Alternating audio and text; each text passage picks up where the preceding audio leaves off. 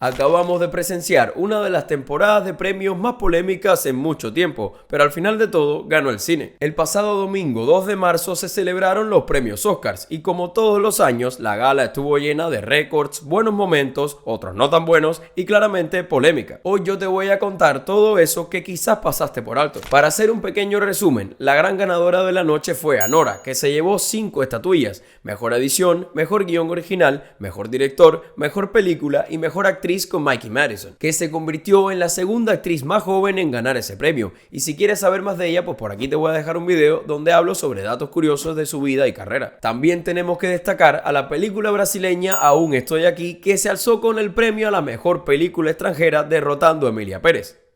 El mejor momento de la noche. De los momentos más emotivos de la gala, tenemos la apertura con las actuaciones de Cynthia Erivo y Ariana Grande de las canciones de Over the Rainbow, Home y Defying Gravity, de The Wizard of Oz, The Wiz y Wicked respectivamente. También el presentador Conan O'Brien demostró ser una excelente elección y nos entregó un monólogo lleno de chistes, arriesgados pero sin duda graciosos. El de Carla Sofía Ascon fue el mejor. Sí. El inicio de la gala también se vio opacado por una caída mundial de Hulu, la plataforma de streaming que estaba transmitiendo la gala. Y desde aquí les pongo una queja porque yo estaba haciendo directo y estuve a segundos de un ataque cardíaco porque pensé que era cosa mía que no se me vieran los Oscars.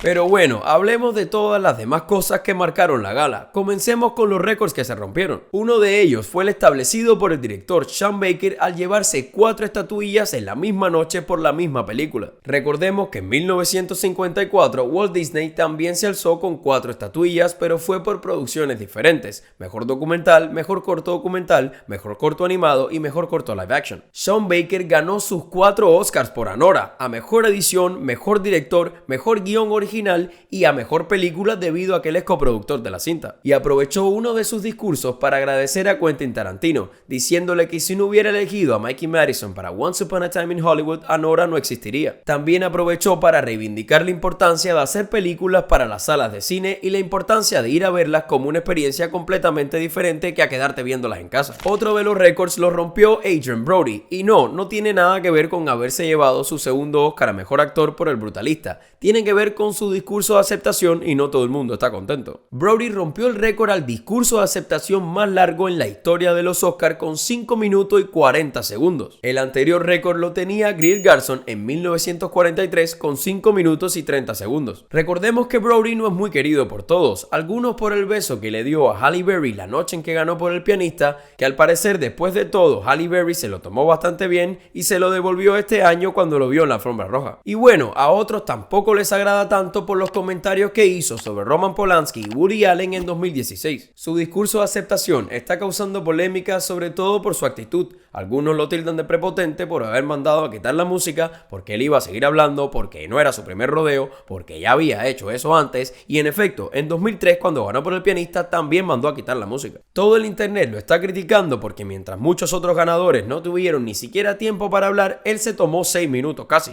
Y no dejemos pasar el lanzamiento de chicle que le hizo Brody a su pareja cuando iba a subir a recoger el premio. Momento glamour.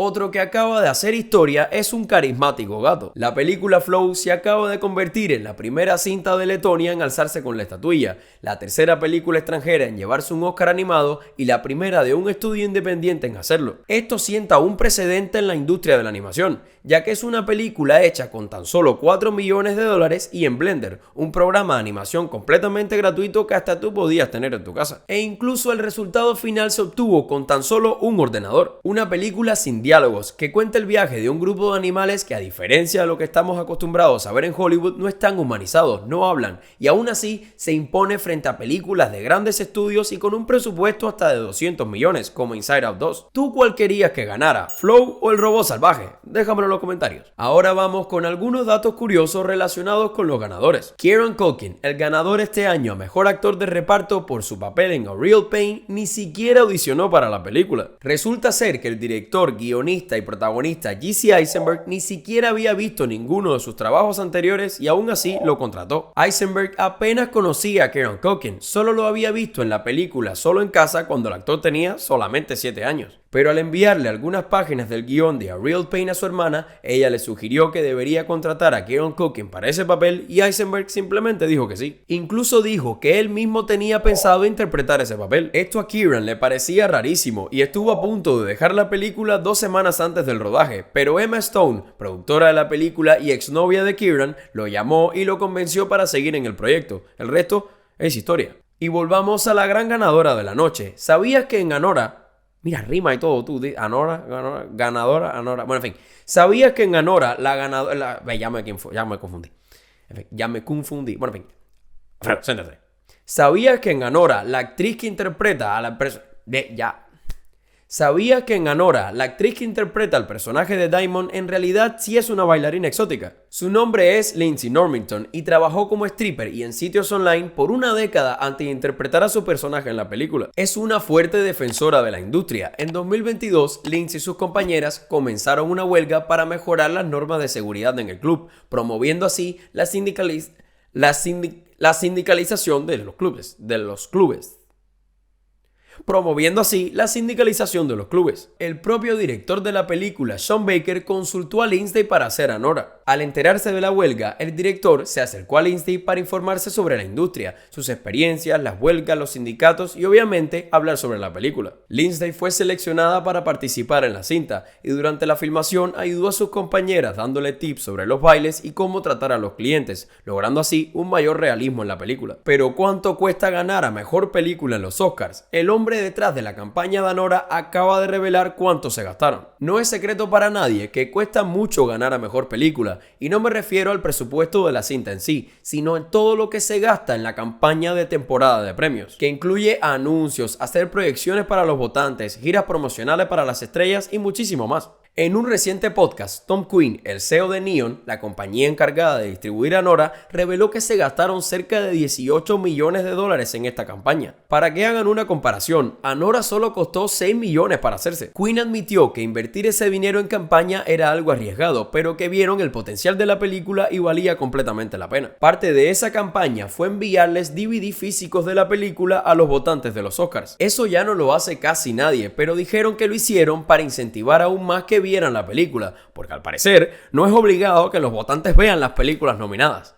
¿Por qué? Neon también estuvo a cargo de la distribución de Parasite, otra campaña que les costó $20 millones, pero que también se llevó el premio a mejor película. Así que el año que viene pónganle el ojo a lo que está haciendo Neon. Pero por mucho que haya sido una excelente noche para el cine, siempre hay cosas que ensombrecen la ocasión. Otra polémica sacude a los Oscars luego de que salieran a la luz ciertas declaraciones que dicen mucho sobre la credibilidad de estos premios. Supuestamente los miembros de la academia no pueden decir por quién votan, pero algunos sí lo hicieron.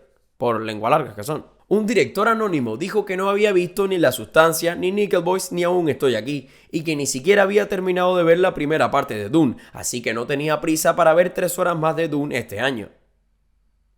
¿Será? Así que ni siquiera incluyó estas películas en su boleta, aunque este director no fue el único en decir que no vio Dune y que ni siquiera la incluyó en su votación. Hubo varios. Muchos admitieron también que la mayoría de sus votaciones fueron por cuestiones políticas y no creativas. ¿Qué me estás contando? Porque por eso estamos como estamos, tú. Y otros dijeron que no votarían por Ralph Fiennes porque ella había ganado un Oscar por la lista de Schindler, cosa que no pasó. Y en su lugar votarían por Adrien Brody, que adivina qué, ya tenía un Oscar por El pianista. Quizás el papel de Felicity Jones no obtuvo el reconocimiento que se merecía, porque sí, era la mejor actriz de reparto, porque muchos dijeron que ni siquiera habían terminado de ver El brutalista porque era muy larga. Bro, ponte a hacer otra cosa, ponte a vender churros, no sé, no te dediques a esto porque si te da pereza ver una película de 3 horas, búscate otro trabajo, mi hermano. ¿Qué piensan ustedes sobre estas declaraciones? ¿No creen que debería ser obligado que los votantes vean las películas que están nominadas para poder votar por ellas? ¿No es lógico? Pero no, al parecer no es lógico. Y por último, pero no menos importante, Zoe Saldaña, la más reciente ganadora al premio a Mejor Actriz de Reparto, que no se lo merecía, se disculpó por la película que la llevó al Oscar. En caso que no lo sepan, que es difícil, Emilia Pérez ha sido una película muy controversial. Y en la rueda de prensa luego de la ceremonia, una periodista mexicana le preguntó a Zoe que qué pensaba sobre que los mexicanos se sintieran ofendidos con la película por haber planteado ideas insensibles e irreales sobre su país. A lo que la actriz respondió que sentía mucho que los mexicanos se sintieran ofendidos, ya que esa nunca fue la intención de todos los que trabajaron en la película. También rechazó la idea de que México era el corazón de la cinta, diciendo que la película no iba sobre México, sino sobre 4 mujeres que podían haber sido de cualquier otro lugar, y en efecto solo una era mexicana. Dijo que eran mujeres encontrando su identidad. Pero bueno, todos sabemos que la película va sobre México también, y que metieron la pata hasta el fondo. Y hasta aquí el video de hoy. Espero que te haya gustado el nuevo ángulo que estoy utilizando, para ver si cambio, para refrescar un poco, vaya. En fin, si tienes algún otro récord, chismecito o cualquier cosa de los Oscars, pues déjamelo aquí en los comentarios, un dato curioso, lo que sea, y encantado te lo leo y lo compartimos con todo el mundo aquí. ¿Qué me toca decir ahora? Espero que te haya gustado mucho este video, y si deseas ver la cobertura que hicimos en directo la noche de los Oscars, pues pincha aquí arriba, que está muy interesante, hablamos cantidad, y no olvides suscribirte y darle a like para más videos sobre el mundo del cine. Así que nada, gracias.